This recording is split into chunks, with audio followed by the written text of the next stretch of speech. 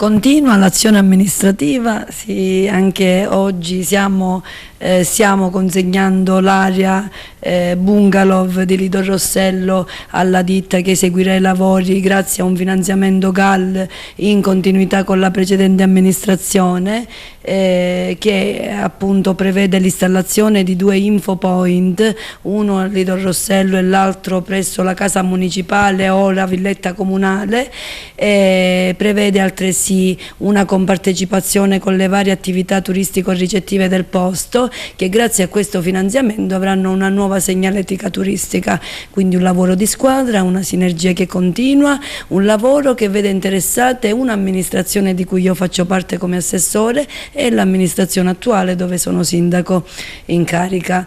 I lavori, per come ci ha già rappresentato la ditta e il direttore dei lavori, verranno consegnati prima dell'estate, ad eccezione di qualche fornitura che comunque verrà installata nei tempi di contratto.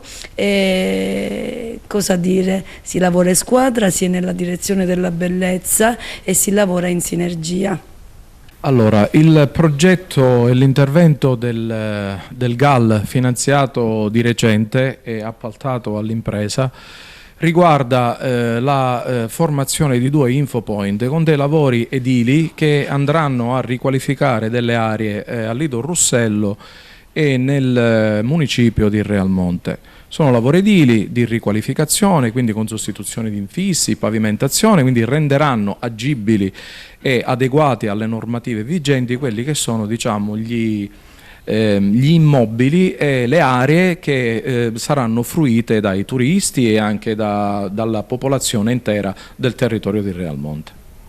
Oggi abbiamo provveduto alla consegna dei lavori per il progetto Galli della formazione degli infopoint al comune di Realmonte. Noi come impresa, la Sico Edili SRL, pensiamo di realizzare tutto il progetto